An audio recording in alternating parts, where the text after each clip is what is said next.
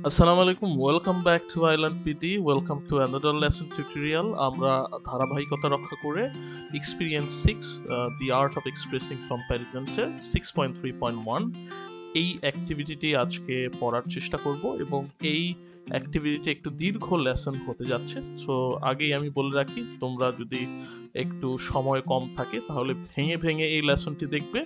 আর যদি ভালো সময় করে দেখো তাহলে অবশ্যই উপকারে আসবে। তো আমি চেষ্টা করব সবগুলো এক্সপ্লেন করার জন্য। তোমরা যদি পুরোপুরি লেসনটা একবারে না দেখতে পারো তাহলে অবশ্যই সকালে, বিকালে বা রাতে যে কোনো সময়ে তুমি যখন সময় পাবে তখন এটা দেখে নিবে। এবং লেসনটি যেহেতু একটু বড়, সুতরাং যখন তুমি বুঝতে না পারবে অবশ্যই এটা পুনরায় দেখার চেষ্টা করবে আশা করি।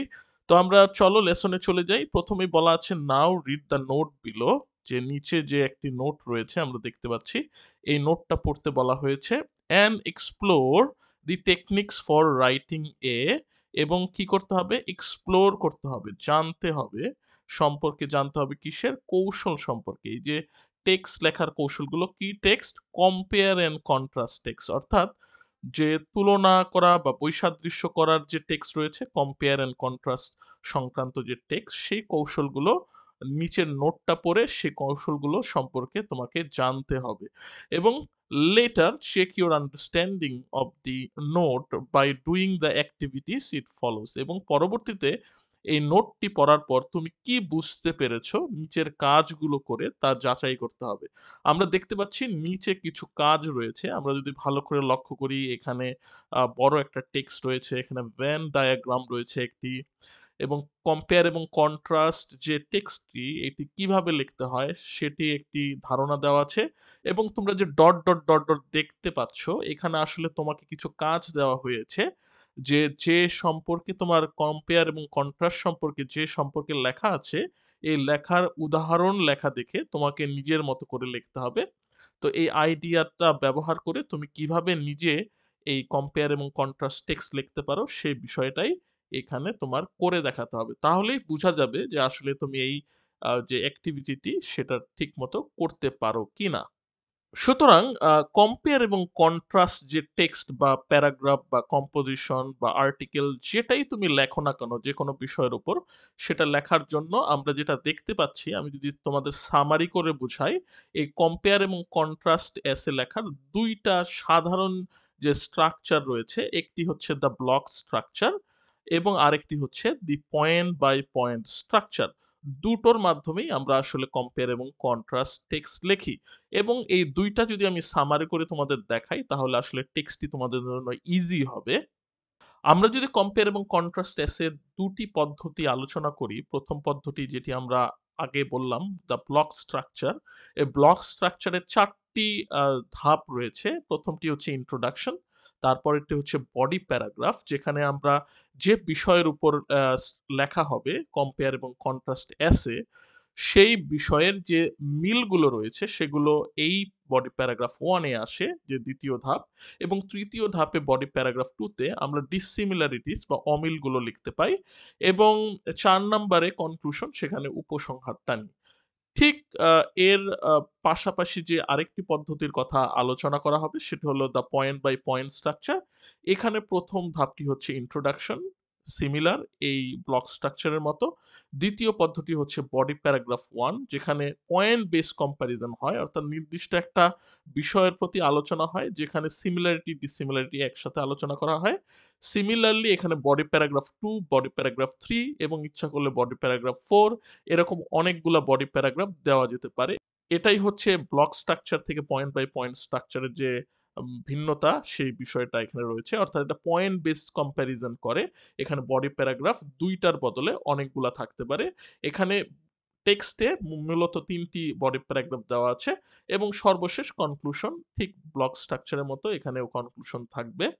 ব্লক স্ট্রাকচারটি যদি আরেকটু ভেঙে দেখা যায় তাহলে ১ম ইন্ট্রোডাকশনে আমরা যেটা দেখতে পাবো, গ্র্যাব অ্যাটেনশন অফ রিডার, অর্থাৎ রিডারদের মনোযোগ আকর্ষণ করার জন্য কিছু শব্দ ব্যবহার করা হবে। ব্যাকগ্রাউন্ড ইনফরমেশন দেওয়া হবে সাবজেক্টের এবং একটা থিসিস অ্যাসেসমেন্ট দেওয়া হবে। বডি প্যারাগ্রাফ 1 এ আমি বলেছি সিমিলারিটিস তুলে ধরা হবে সাবজেক্টের, এবং বডি প্যারাগ্রাফ 2 তে ডিসিমিলারিটিস দেওয়া হবে, এবং কনক্লুশনে রিস্টেট দ্য থিসিস অর্থাৎ ইন্ট্রোডাকশনে যে থিসিস দেওয়া হবে তা পুনরায় উল্লেখ করা হবে। Restate the points of comparison, যেসব বিষয় কম্পেয়ার করা হবে সেগুলো পুনরায় তুলে ধরা হবে, এবং give an opinion or realization. মাঝে মাঝে ব্লক স্ট্রাকচার অনুযায়ী এখানে অপিনিয়ন বা রিয়েলাইজেশন বা তোমার যে চিন্তা এবং তোমার যে অপিনিয়ন মতামত সেটা তুমি তুলে ধরতে পারবে। এবং পয়েন্ট বাই পয়েন্ট স্ট্রাকচারে আমরা যেটা এর আগে দেখিয়েছি, ইন্ট্রোডাকশনে ঠিক একই রকম ভাবে ব্লক স্ট্রাকচারের মতো ইন্ট্রোডাকশন হবে, জাস্ট বডি প্যারাগ্রাফে পয়েন্ট ওয়াইজ ডিসক্রিপশন হবে। তাই আমি এখানে লিখে দিয়েছি point base similarities or dissimilarities of the subject matter, অর্থাৎ ওই পয়েন্টের উপর বেস করে যে সিমিলারিটি ডিসিমিলারিটি গুলো রয়েছে সেগুলো এই বডি প্যারাগ্রাফ 1 2 3 কমন ওয়েতে প্রকাশ পাবে। যদি দরকার হয় তাহলে আমরা আরো বডি প্যারাগ্রাফ এড করতে পারবো, যেমন মোর বডি প্যারাগ্রাফ ইফ নেসেসারি এখানে লিখে দিয়েছি। এবং সর্বশেষ ব্লক স্ট্রাকচারের মতো এখানেও কনক্লুশন, এবং কনক্লুশনে যে ম্যাটারগুলো রয়েছে সেগুলো সিমিলার থাকবে। তো এই হচ্ছে আসলে সংক্ষেপে এই 6.3.1 যে অ্যাক্টিভিটিটি রয়েছে তার সংক্ষিপ্ত রূপ তোমাদের বোঝার জন্য আমি এখানে দিলাম। তোমরা যদি এই পুরো ভিডিও লেসনটি দেখার পর যদি তোমাদের কোনো কনফিউশন বা সন্দেহ থেকে থাকে, তাহলে এই যে অংশটুকু তোমাদের দেখালাম সেই অংশটুকু আবার তোমরা দেখার চেষ্টা করবে, তাহলে তোমাদের আইডিয়াটা ক্লিয়ার হয়ে যাবে। তো এখন দেরি না করে আমরা টেক্সটে চলে যাই, তাহলে বিষয়গুলো আরো তোমার কাছে ক্লিয়ার হবে। তার আগে আমি আবারও স্মরণ করিয়ে দিতে চাই, এই এক্সপেরিয়েন্সটি হচ্ছে the art of expressing comparison, এবং এই অ্যাক্টিভিটি হচ্ছে 6.3.1 অর্থাৎ সাদৃশ্য প্রকাশ করার শিল্প 6.3.1। এখানে আমরা যে যোগ্যতাটা অর্জন করতে যাচ্ছি সেটা হচ্ছে কম্পিটেন্সি 3, যোগ্যতা 3, ability to identify structures and organization of different genres, অর্থাৎ বিভিন্ন ঘরানার বা ধারার সাহিত্যের গঠন প্রণালী এবং গঠিত বিষয়গুলি শনাক্ত করার ক্ষমতা, এটাই হচ্ছে মূল যোগ্যতা 3 নাম্বার। এবং এইটার ফোকাস অর্থাৎ আর্ট অফ এক্সপ্রেসিং কম্প্যারিজন যে এক্সপিরিয়েন্সটি রয়েছে তার ফোকাস হচ্ছে কম্পারিটিভ এসে অথবা তুলনামূলক প্রবন্ধ বা রচনা। প্রথমেই বলা আছে কম্পেয়ার অ্যান্ড কন্ট্রাস্ট এসে। আমরা যদি এখানে দেখি, এখানে বলা আছে কম্পেয়ার অ্যান্ড কন্ট্রাস্ট প্রবন্ধ বা রচনা সম্পর্কে এই টেক্সটটি রয়েছে। আমরা প্রথম লাইনটি পড়ি, কম্পেয়ার অ্যান্ড কন্ট্রাস্ট এসে is a common type of academic essay writing topic, অর্থাৎ এখানে যে কম্পেয়ার এবং কন্ট্রাস্ট রচনা হলো সেটি হচ্ছে শিক্ষামূলক রচনা লেখার একটি সাধারণ বা পরিচিত বিষয়। এই জিনিসটা আমাদের মনে রাখতে হবে যে কম্পেয়ার কন্ট্রাস্ট বিষয়ে যে রচনাটা আমরা পড়ালেখার সময় অতি সাধারণ একটি বিষয়, আমাদের যে কোনো লেখায় কম্পেয়ার কন্ট্রাস্টটা খুবই কমন একটা বিষয় হয়ে দাঁড়ায়। প্রথমে এখানে কম্পেয়ার সম্পর্কে বলা হয়েছে, compare refers to exploring similarities between subjects while contrast means to look at their differences, অর্থাৎ এখানে কম্পেয়ার বলতে বোঝায় একাধিক বিষয়ের মধ্যে সাদৃশ্য খোঁজা।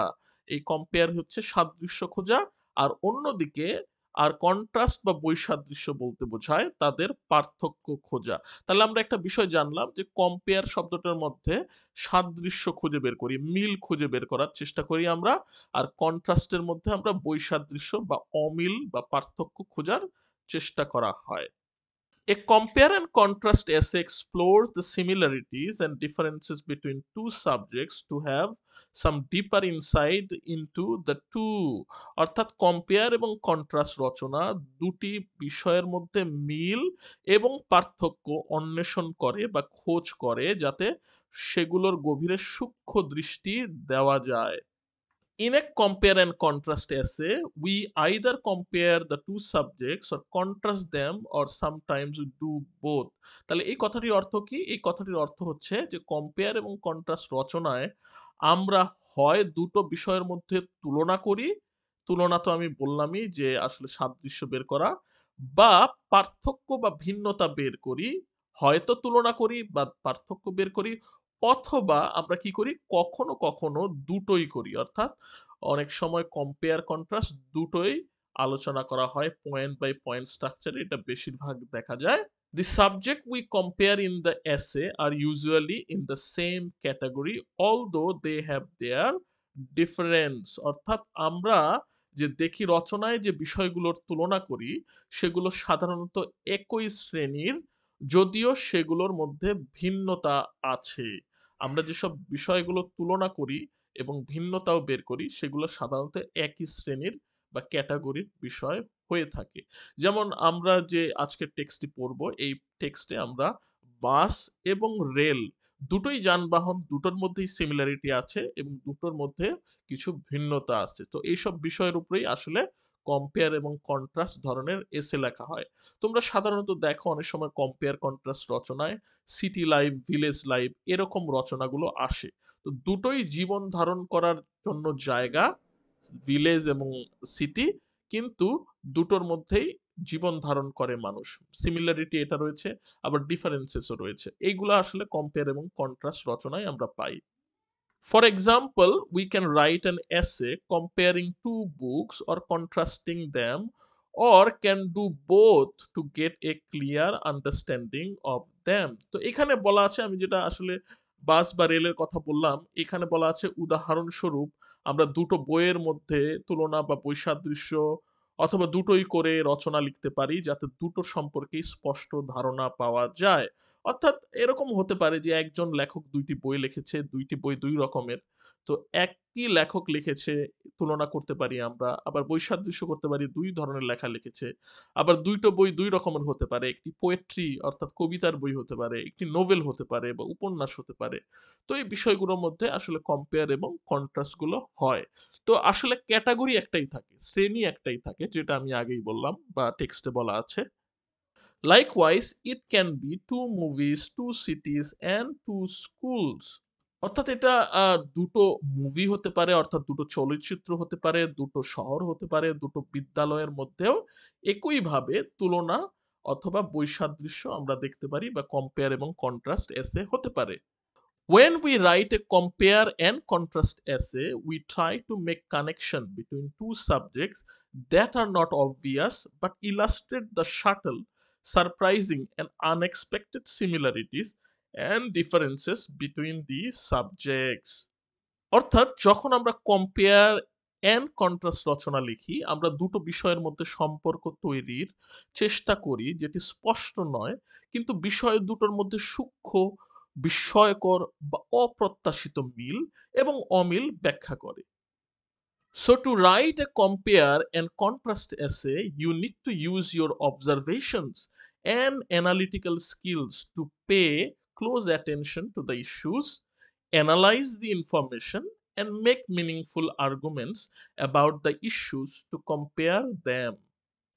তাই কম্পেয়ার এবং কন্ট্রাস্ট রচনা লিখতে হলে বিষয়গুলোর ব্যাপারে মনোযোগ দিতে তোমাকে তোমার পর্যবেক্ষণ, যেটি হচ্ছে অবজারভেশন, এবং বিশ্লেষণী ক্ষমতা ব্যবহার করতে হবে, যেটি বলা হচ্ছে অ্যানালিটিক্যাল স্কিলস, এবং তুলনা করতে বিষয়গুলোর সম্পর্কে তথ্য বিশ্লেষণ অর্থাৎ অ্যানালাইজ করতে হবে ইনফরমেশন, ও অর্থবহ যুক্তি তৈরি করতে হবে এবং মিনিংফুল আর্গুমেন্টস তোমাকে প্রোভাইড করতে হবে, তৈরি করতে হবে। There are a couple of ways to write a compare and contrast essay. Compare এবং কন্ট্রাস্ট রচনা লেখার কিছু পদ্ধতি রয়েছে। Here we will learn about the popular tools. এখানে আমরা জনপ্রিয় দুটো শিখব, যে দুটোর কথা আমি একটু আগেই বললাম তোমাদের। One is the block structure and the other is the point by point structure. একটি হলো ব্লক কাঠামো আর অন্যটি হচ্ছে পয়েন্ট বাই পয়েন্ট কাঠামো। প্রথমে আমরা দ্য ব্লক স্ট্রাকচার সম্পর্কে দেখি, ব্লক স্ট্রাকচার সম্পর্কে কি বলা আছে। The block structure is a little bit easier to write than the point by point method. অর্থাৎ ব্লক কাঠামো যেটি রয়েছে এটা পয়েন্ট বাই পয়েন্ট কাঠামোর চেয়ে ব্লক কাঠামো লেখাটা একটু সহজ। This structure includes an introduction, two body paragraphs, and a conclusion.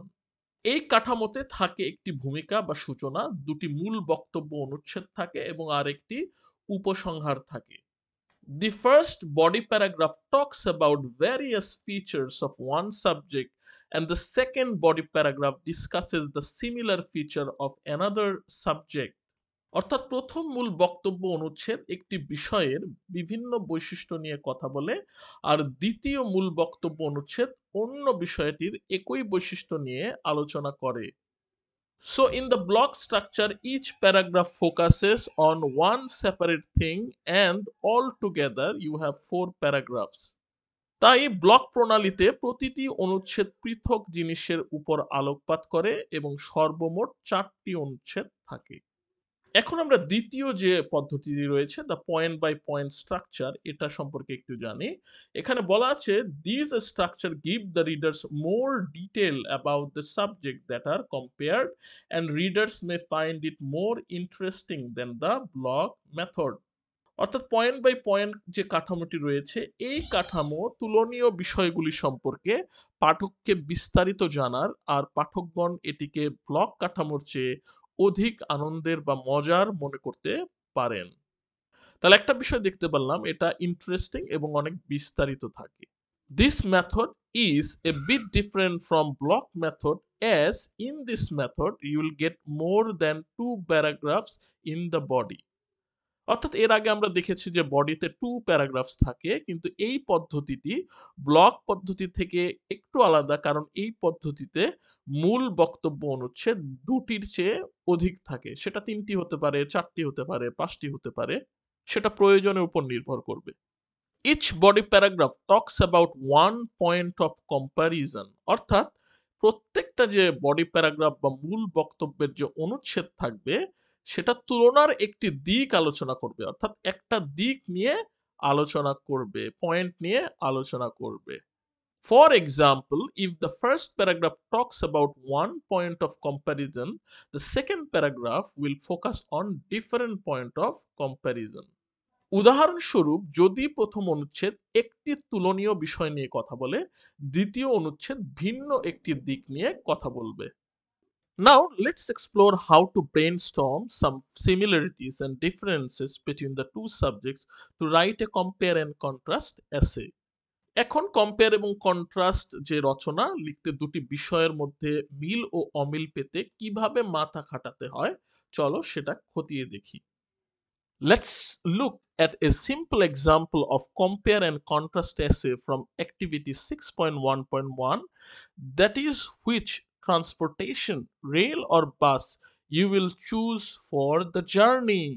এখানে বলা আছে 6.1.1 অর্থাৎ 6.1.1 অ্যাক্টিভিটি থেকে কম্পেয়ার অ্যান্ড কন্ট্রাস্ট রচনার সহজ একটি উদাহরণ দেখি।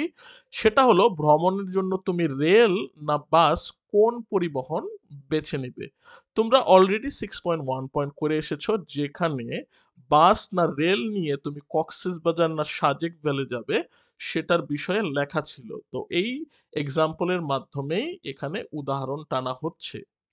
To write the essay, the first thing you should do is to grab a piece of paper and make a list with 2 columns, similarities and differences. এখানে বলা হয়েছে যে কাজটি করতে হবে রচনাটি লিখতে, প্রথমে যেটি করতে হবে তা হলো একটা টুকরো কাগজ নিয়ে মিল এবং অমিলের 2টি কলামের একটা তালিকা করতে হবে।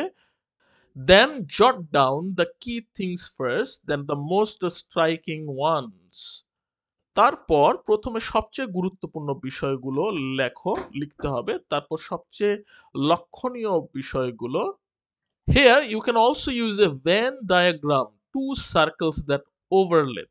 এখানে যেটা করা হয়েছে, একটা ভ্যান ডায়াগ্রাম দেখানো হয়েছে। তোমরা যদি লক্ষ্য করো বইয়ে একটি ভ্যান ডায়াগ্রাম দিয়ে এই বিষয়টি করা হয়েছে।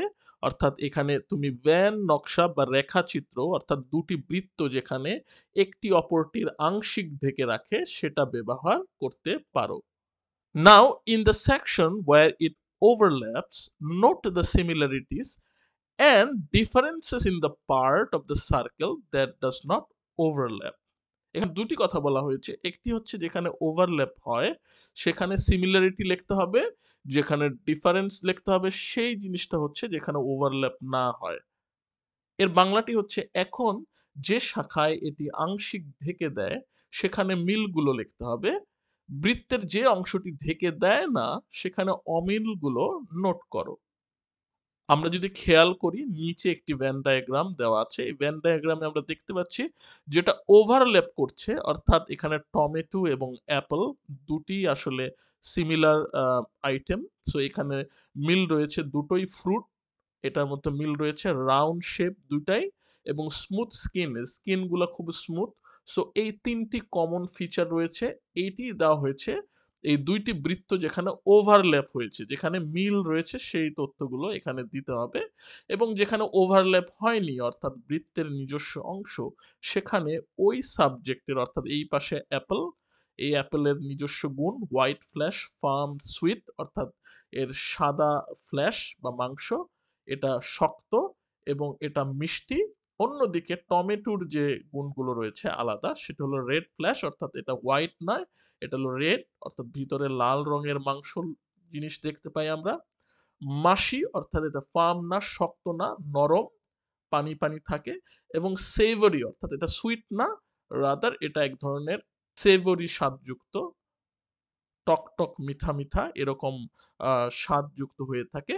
তো আমরা দেখতে পারলাম ভ্যান ডায়াগ্রামের মাধ্যমে আমরা সিমিলারিটিস গুলো ওভারল্যাপিং অংশে রাখি এবং ডিসিমিলারিটিস গুলো এখানে যেখানে ওভারল্যাপ হয়নি সেখানে দেখতে পাচ্ছি। So, first about a rail journey, we can write rail is a spacious, seats are comfortable, less risky, eco-friendly, have toilet facilities, etc. যেহেতু আমরা রেল এবং বাস সম্পর্কে বলছি, এখানে আমরা যেটা করতে পারি এই রকম ভেন ডায়াগ্রাম এঁকে রেল এবং বাসের ক্ষেত্রে যদি সেটা রেল হয় সেক্ষেত্রে আমরা লিখতে পারি কি, রেল সম্পর্কে আমরা লিখতে পারি রেল বা ট্রেন হলো সুপরিসর অর্থাৎ স্পেশিয়াস। তারপর কি, সিটস আর কমফোর্টেবল মানে আসনগুলো খুবই আরামদায়ক, কম ঝুঁকিপূর্ণ, পরিবেশ বান্ধব এবং টয়লেটের সুবিধা রয়েছে ইত্যাদি। এটা আমরা ভেন ডায়াগ্রামে রেলের অংশে যে অংশগুলো রয়েছে সেটা লিখতে পারি। On the other hand, a bus journey is comparatively fast, flexible, available, but risky and congested. পক্ষান্তরে যে বিষয়টা আমরা দেখতে পাই সেটি হচ্ছে বাস ভ্রমণ তুলনামূলক দ্রুত গতির, নমনীয়, সহজপ্রাপ্য কিন্তু ঝুঁকিপূর্ণ এবং সংকীর্ণ হয়ে থাকে। তো আমরা এই ঠিক তথ্য অনুযায়ী এটা করেছি। আমরা রেলের অংশে দিয়েছি spacious, comfortable, less risky, eco friendly এবং টয়লেট ফ্যাসিলিটি যেগুলো টেক্সটে দেওয়া আছে এগুলো একপাশে রেখেছি এবং ডান পাশে বাস সম্পর্কে তথ্য ফাস্ট, ফ্লেক্সিবল, অ্যাভেইলেবল এবং রিস্কি এবং কনজেস্টেড এই তথ্যগুলো দেওয়া হয়েছে টেক্সট অনুযায়ী। তোমরাও এভাবে করবে। এরপর বলা আছে now write this characteristics in the part of the circle that does not overlap. যেটা আমি তোমাদের দেখালাম মাত্রই যে এগুলো যেগুলো ওভারল্যাপ করে না সেগুলো লিখতে হবে, সেগুলো আমরা লিখেছি। এর অর্থটি হচ্ছে এখন বৃত্তের যে অংশ ঢেকে দেয় না সেখানে এই বৈশিষ্ট্যগুলো লেখো, আমরা অলরেডি লিখেছি। And in the section that overlaps, let's write the similarities like both are land transportation, need money to travel, and stop for a while at certain stop. এবং এখন যেটা করতে হবে এবং যে শাখা ঢেকে দেয় অর্থাৎ যেখানে ওভারল্যাপ হচ্ছে ভেন ডায়াগ্রামের সেখানে মিলগুলো লিখতে হবে। লিখি যেমন দুটো স্থল যানবাহন ভ্রমণ করতে দুটোর ক্ষেত্রেই অর্থ দরকার হয় এবং এরা দুটোই নির্দিষ্ট স্থানে কিছুক্ষণের জন্য থামে অর্থাৎ বিরতি দেয়। তো ভালো করে লক্ষ্য করো আমরা এই ইনফরমেশন গুলো এই ওভারল্যাপিং অংশে এই যে অংশটুকু তোমরা দেখতে পাচ্ছ দুটো মিলে গেছে। তো এই তথ্যগুলো আমরা দুটো যেখানে ওভারল্যাপ করেছে সেই অংশে দিয়েছি। তোমরা ভালো করে লক্ষ্য করো এখানে land transport, need money, stop at certain station or places এবং অ্যাডিশনালি একটা কোয়ালিটি ক্রাউডেড এই কথাটা লিখে দিয়েছি। তোমরা ক্রাউডেড নাও লিখতে পারো। This diagram will help you to organize similarities and differences and give you a clear idea of the things you can write about. তাহলে আমরা দেখতে পেলাম যে এই যে ডায়াগ্রাম রয়েছে যে এই নকশা, এই নকশাটা কি, এই নকশা মিল এবং অমিল গোছাতে তোমাকে সাহায্য করবে বা করে এবং যা সম্পর্কে লিখবে সেটি সম্পর্কে তোমার স্পষ্ট ধারণা দিবে বা দেয়। Now your ideas are ready and organized in the Venn diagram to write the essay, and it will look like the following one. এখন রচনা লেখার জন্য তোমার ধারণাগুলো ভ্যান নকশায় প্রস্তুত এবং গোছানো আছে, আর এটি দেখতে নিচেরটির মতো লাগবে। নিচে একটা ভ্যান ডায়াগ্রাম দেওয়া আছে, সেটার মতো দেখা যাবে। তো আমি অলরেডি তোমাদের এটা দেখিয়ে দিয়েছি বোঝানোর জন্য, তোমরা আরেকবার দেখতে পারো। এখানে ভ্যান ডায়াগ্রাম টমেটো অ্যাপেলের উপর দেওয়া আছে, যে ডিসকাস করেছি আমি অলরেডি, সো এটা নিয়ে আর বেশি কথা বলার নেই। ঠিক একইভাবে আমরা রেল এবং বাসের উপরেও এই ঠিক একই রকম ভাবে যে ডিসিমিলারিটি গুলো সেগুলো দুই পাশে রেখেছি, যেখানে ওভারল্যাপ হয়নি, আর ওভারল্যাপিং অংশে যে সিমিলারিটি গুলো সেগুলো প্রবেশ করিয়েছি। So let's move forward and focus on the block structure. We will start with an introduction para. তো চলো এগোই আর ব্লক কাঠামোর দিকে মনোযোগ দেই। আমরা একটি ভূমিকা অনুচ্ছেদ দিয়ে শুরু করব। ভূমিকা হচ্ছে আসলে ইন্ট্রোডাকশন বা সূচনা, সেটা দিয়ে আমরা শুরু করব। ব্লক স্ট্রাকচার দিয়ে আমরা শুরু করব। Like other types of writing, the introduction para includes অন্যান্য ধরনের লেখার মতো এই ভূমিকা অনুচ্ছেদেও কি কি থাকে আমরা একটু দেখি। A hook to grab the reader's attention, অর্থাৎ পাঠকের মনোযোগ আঁকড়ে ধরার জন্য একটি কৌশল এখানে আমরা দেখতে পাই। Some background information about the subjects and lastly, এবং বিষয়গুলো সম্পর্কে আমরা একটা নেপথ্য তথ্য, এবং পরিশেষে আমরা যেটা দেখতে পাই a clear and focus thesis statement, অর্থাৎ একটি পরিষ্কার এবং মনোযোগ নিবিষ্ট করা থিসিস বিবৃতি আমরা দেখতে পাই।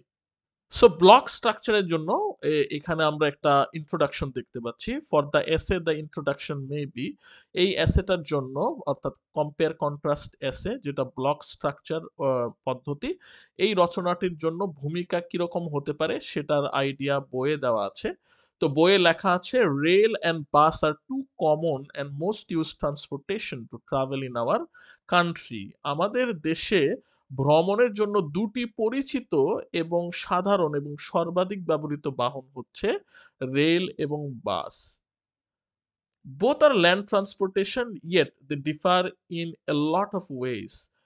Rail travel may take more time than bus travel, but a journey by train is definitely more comfortable than a journey by bus. দুটোই স্থলপথের বাহন, তবুও বহুদিক থেকেই এগুলো ভিন্ন। রেল ভ্রমণ বাস ভ্রমণের চেয়ে অধিক সময় নিতে পারে, কিন্তু ট্রেন ভ্রমণ অবশ্যই বাস ভ্রমণের চেয়ে বেশি আরামদায়ক। তাহলে আমরা দেখতে পাচ্ছি এখানে রিডারদের হুক করতে পেরেছে তথ্যের মাধ্যমে যে এটা সর্বাধিক ব্যবহৃত, এবং দুটো স্থলপথের মধ্যে মিল এবং অমিলের কথা বলা হয়েছে, এবং সর্বশেষ যে থিসিস স্টেটমেন্ট দেওয়া হয়েছে, যদিও রেল ভ্রমণ বাস ভ্রমণের চেয়ে অধিক সময় নেয়, কিন্তু ট্রেন ভ্রমণটা বেশি আরামদায়ক। এটাই হচ্ছে থিসিস বিবৃতি। তো এটার উপর বেস করে আমরা বাকি তথ্যগুলো এখন পরবর্তীতে দেখতে পাবো। Here, the introduction gives the readers a signal that as both of them are land transportation, they are similar in many ways. অর্থাৎ এখানে ভূমিকাটি পাঠকদের ইঙ্গিত দেয় যে দুটোই স্থলপথের বাহন হওয়ায় অনেক দিক থেকেই তাদের মিল রয়েছে। Again, the use of a specific word yet tells them that the essay is going to focus not only on the similarities but also on the differences between traveling by rail and traveling by bus. আবার একটি নির্দিষ্ট শব্দের ব্যবহার, যেটি হচ্ছে yet, এটিও বলে যে রচনাটি রেল বা বাস ভ্রমণের শুধু মিলই দেখাবে না, অমিলও দেখাবে। আমরা জানি ইয়েট শব্দটির মাধ্যমে কন্ট্রাডিক্টরি স্টেটমেন্ট আমরা খুঁজে পাই, অর্থাৎ মিল থেকে অমিলের তথ্যটা বোঝানোর জন্য আমরা ইয়েট শব্দটি ব্যবহার করে থাকি। Moreover, the thesis sets up the two subjects to be compared and contrasted, rail versus bus travel, and it makes a claim about the results it might prove useful to the readers. অধিকন্তু থিসিসের বিষয় দুটোর, অর্থাৎ rail বা বাস ভ্রমণ সম্পর্কে যখন আমরা কথা বলবো, এর তুলনা এবং বৈসাদৃশ্য তুলে ধরার জন্য প্রস্তুত করে। অর্থাৎ আমরা একটা থিসিস দেখেছি এবং এটি ফলাফল সম্পর্কে দাবি করে সেটি পাঠকদের জন্য উপকারী প্রমাণিত হতে পারে বা হয়। সাধারণত আমরা দেখেছি এখানে বলা আছে যে রেল ভ্রমণ বাস ভ্রমণের চেয়ে অধিক সময় নিতে পারে, কিন্তু ট্রেন ভ্রমণ অবশ্যই বাস ভ্রমণের চেয়ে বেশি আরামদায়ক।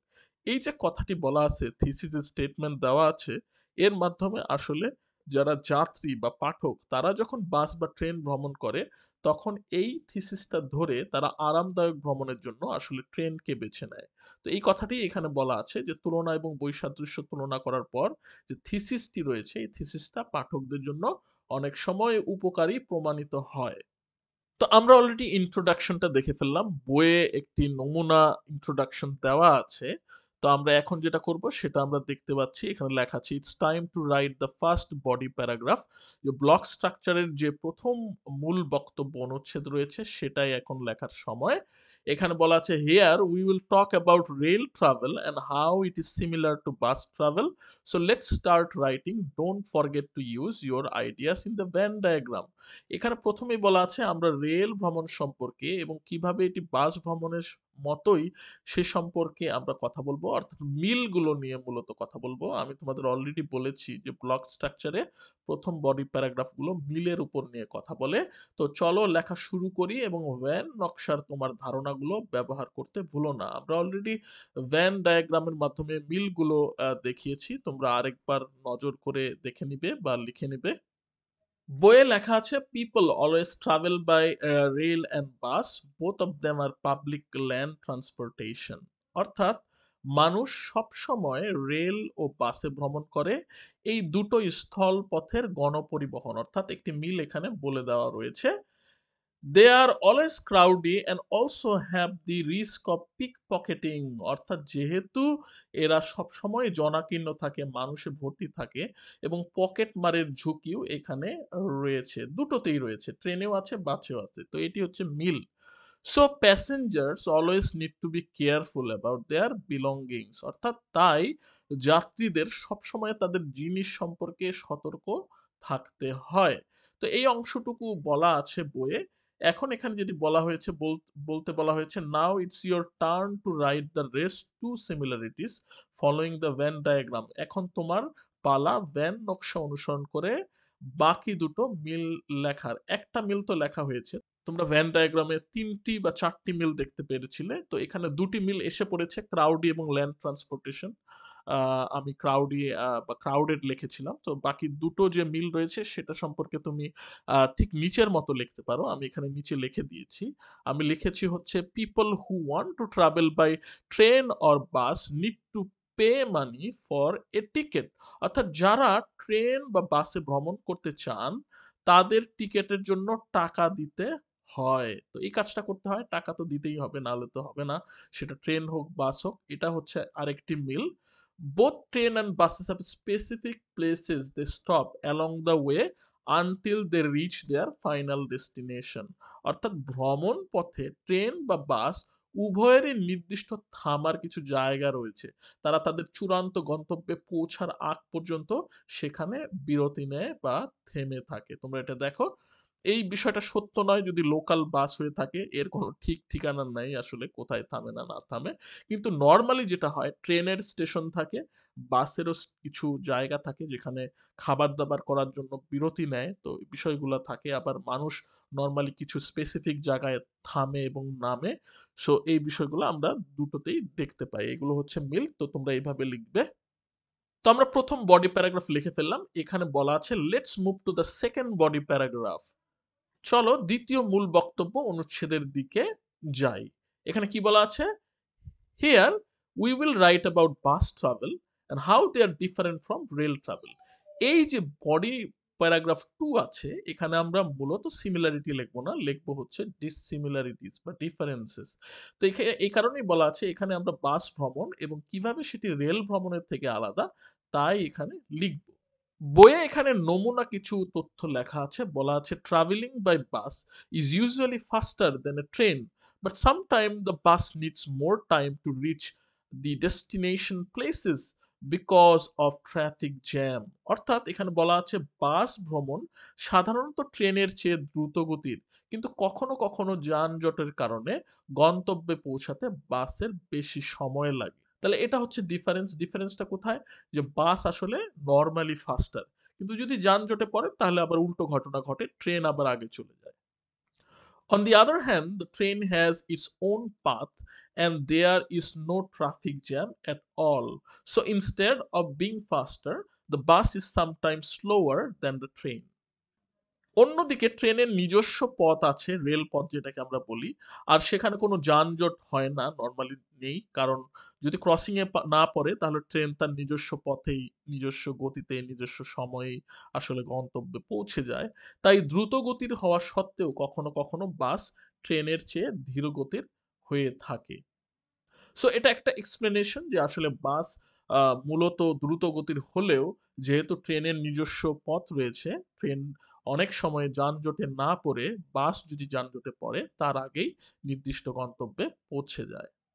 নাও add 2 more points following the Venn diagram. এখন Venn diagram কে অনুসরণ করে এই যে একটি পয়েন্ট আমরা দ্বিতীয় যে বডি প্যারাগ্রাফ এর জন্য দেখলাম, এখন আমাদের ভ্যান নকশা অনুসরণ করে আরো দুটো পয়েন্ট এখানে যোগ করতে হবে।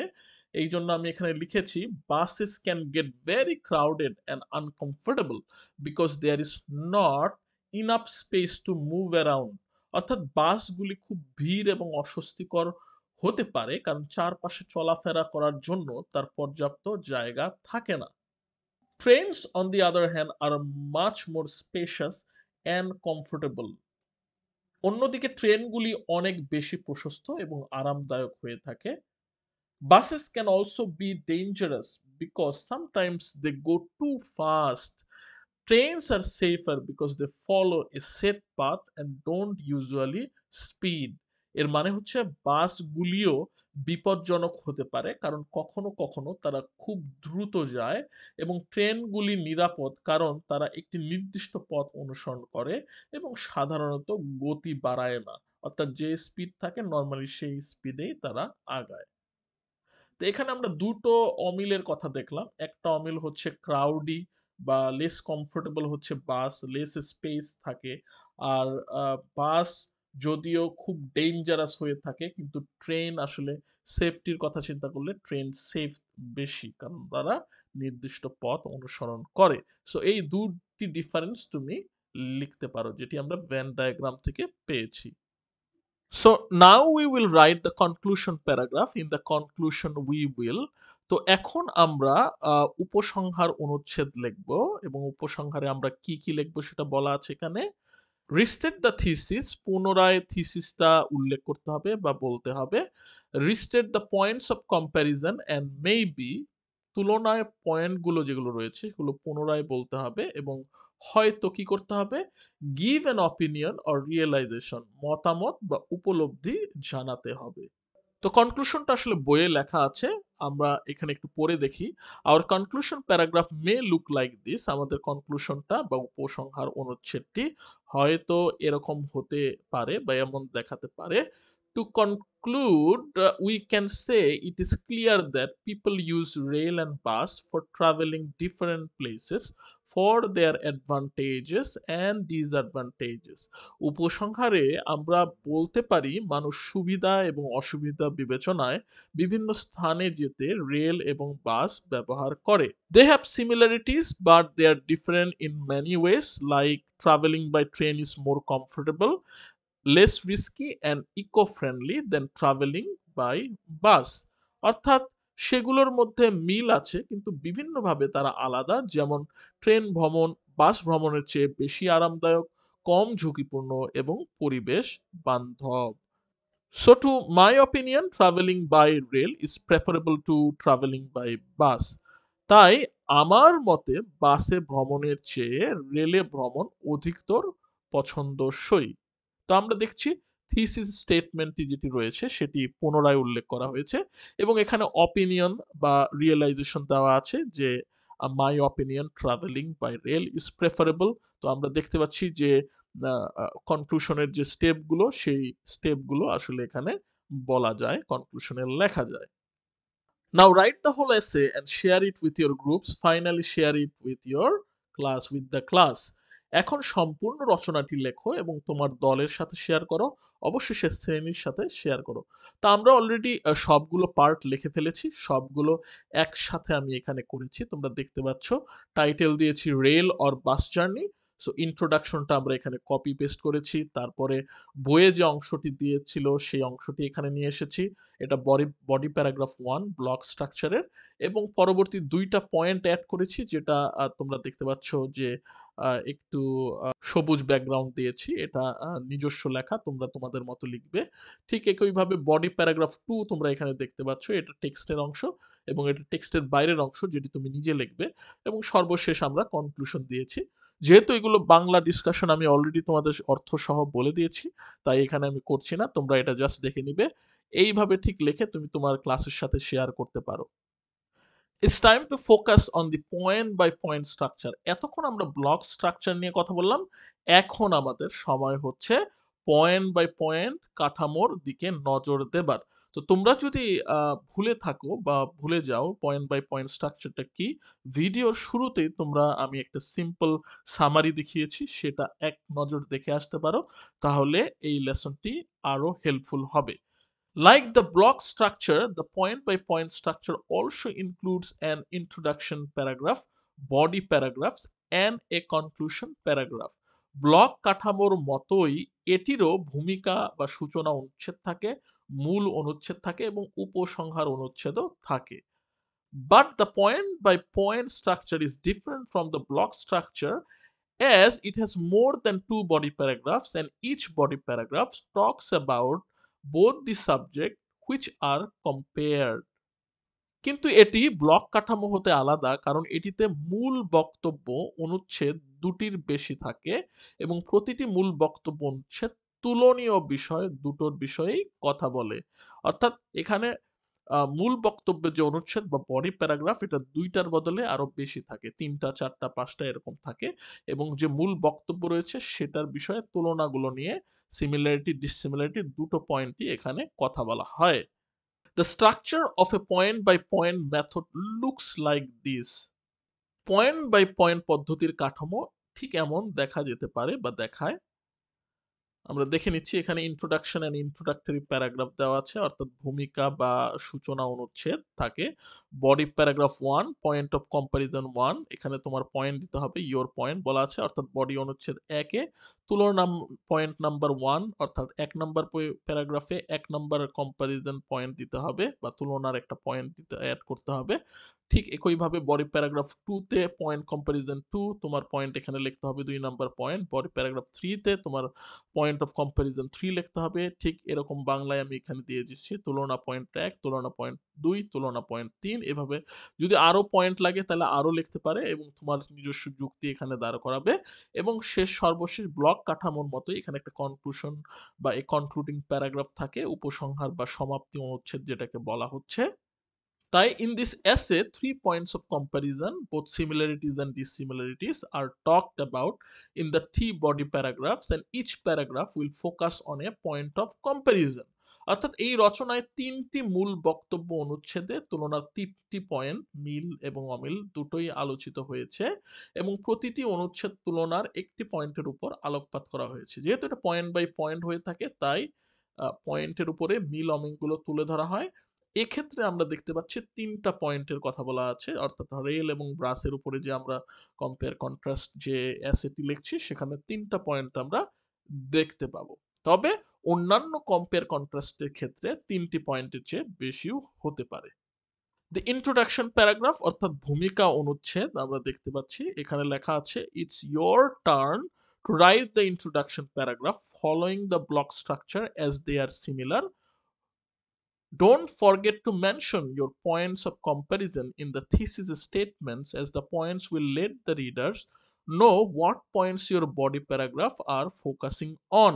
এখানে বলা হয়েছে এবার ব্লক কাঠামো অনুসরণে ভূমিকা অনুচ্ছেদ লেখার পালা, যেহেতু দুটোই একই, অর্থাৎ আসলে ভূমিকা অনুচ্ছেদে কোনো পার্থক্য নেই ব্লক স্ট্রাকচারের সাথে। এখানে জাস্ট এক্সট্রা কিছু তথ্য দেওয়া আছে যে তুলনার পয়েন্টস গুলো থিসিস বক্তব্যে উল্লেখ করতে ভুলো না, কারণ পয়েন্টগুলো পাঠকদের জানাবে যে তোমার মূল বক্তব্য অনুচ্ছেদ কোন পয়েন্টগুলোর উপর আলোকপাত করবে। যেহেতু এটা পয়েন্ট বাই পয়েন্ট ডেসক্রিপশন দিবে, পরবর্তী যে মূল বক্তব্যগুলো 3টি আমরা পাবো, সেক্ষেত্রে থিসিস বক্তব্যে তুলে ধরতে না ভুলতে বলা হয়েছে। Make sure that you are using the correct language and transitional words to inform your readers what you are going to tell. তুমি কি বলতে যাচ্ছ তা পাঠকদের জানাতে সঠিক ভাষা এবং পরিবর্তনমূলক শব্দ ব্যবহার নিশ্চিত করো।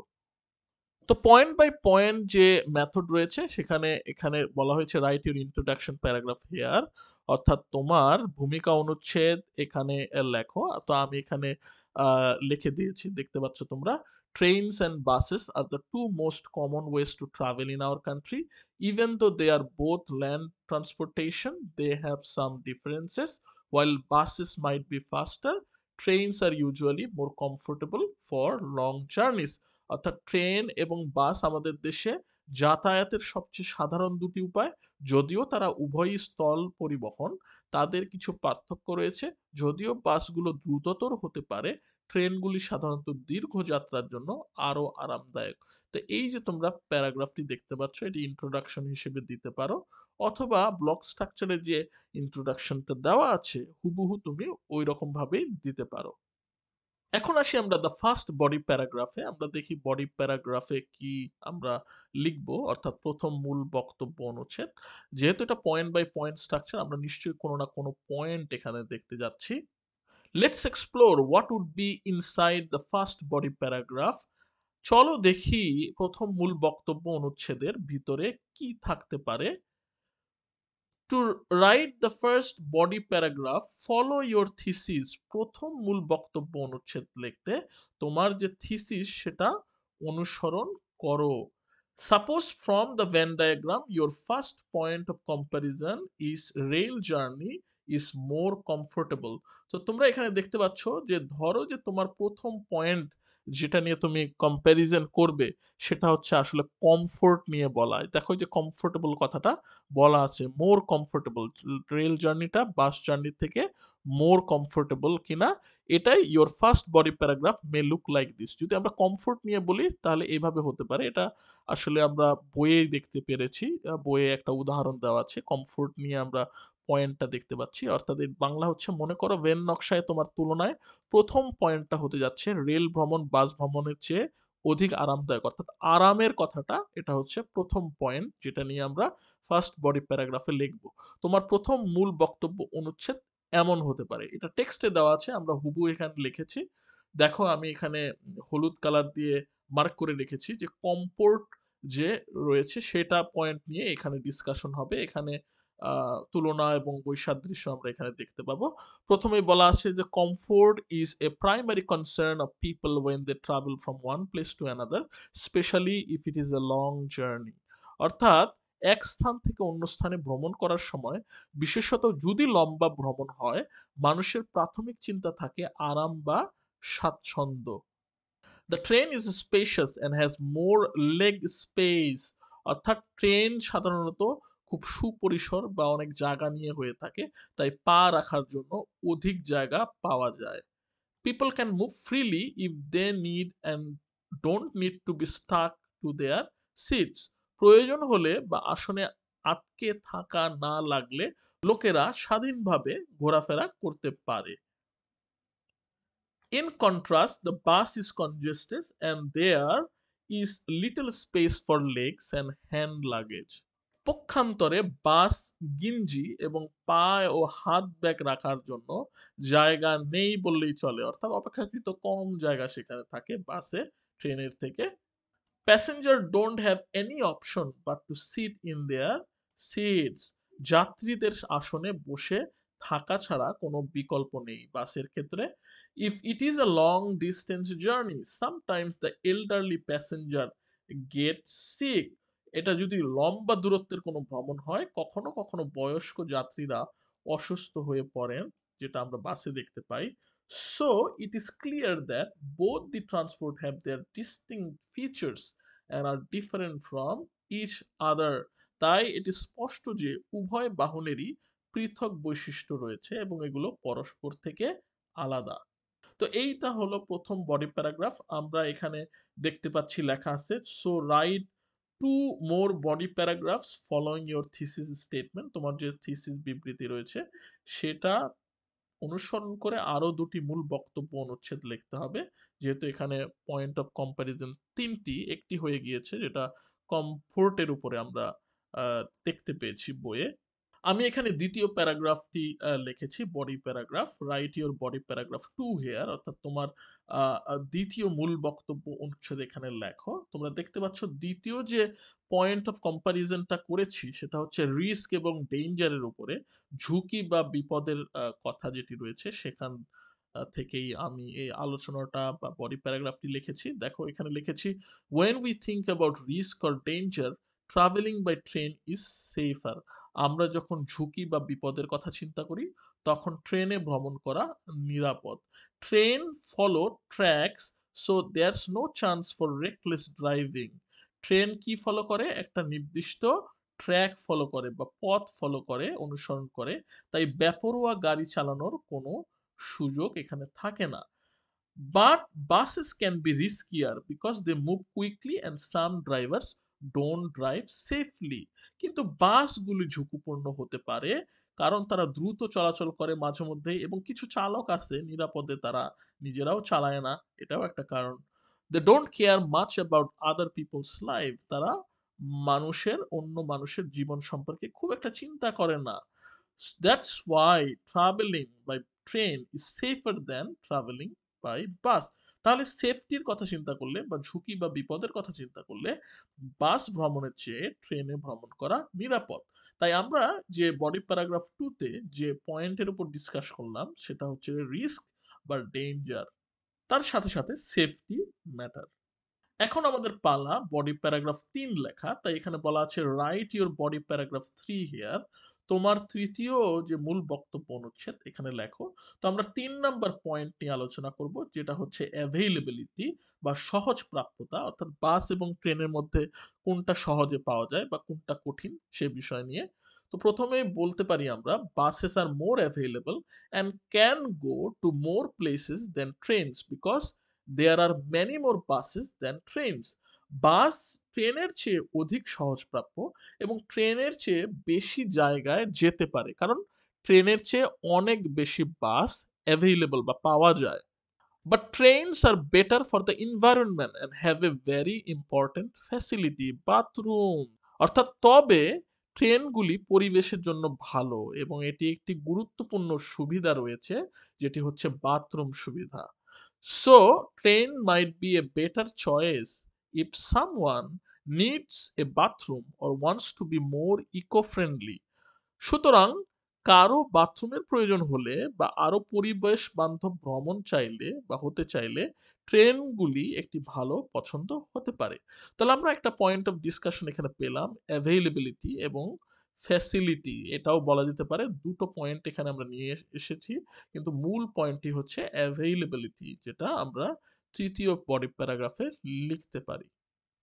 Now it's time to write the conclusion paragraph following the block structures as they are similar. এখন সময় ব্লক কাঠামো অনুসরণ করে উপসংহার অনুচ্ছেদ লেখার, কারণ দুটো একই রকম হয়। তাহলে তোমরা যেটা করতে পারো, ব্লক যে সিস্টেম ওটার যে কনক্লুশন সেটা এখানে তোমরা লিখে দিতে পারো। আমি জাস্ট একটু ভিন্নভাবে লিখেছি, তোমরা এইভাবে লিখতে পারো। এখানে তোমার উপসংহার অনুচ্ছেদ লেখো, বলা হয়েছে write your conclusion paragraph here. তো এখানে আমি লিখে দিয়েছি, to conclude we can say that people use rail and bus to go to different places considering their advantage. উপসংহারে আমরা বলতে পারি যে মানুষ সুবিধা বিবেচনায় বিভিন্ন স্থানে যেতে বাস এবং রেল ব্যবহার করে বা ট্রেন ব্যবহার করে। These two transportation have some similarities, but they are different in a lot of ways, such as a train journey is more comfortable and less risky than a bus journey. আমরা restate করছি আবার, যেটা body প্যারাগ্রাফে বলেছি সেটাই আমরা এখানে পুনরায় বলছি, যেহেতু কনক্লুশনে আমাদের রিস্টেট করতে হয়, থিসিস স্টেটমেন্ট পুনরায় ব্যাখ্যা করতে হয়, কম্প্যারিজনের পয়েন্টগুলো পুনরায় ব্যাখ্যা করতে হয়, তাই এটা এখানে লিখে দেওয়া আছে। অর্থাৎ এই দুটি বাহনে কিছু মিল আছে, আবার কিন্তু অনেক দিক থেকে এগুলো পৃথক, যেমন ট্রেন ভ্রমণ বাস ভ্রমণের চেয়ে বেশি আরামদায়ক এবং কম ঝুঁকিপূর্ণ।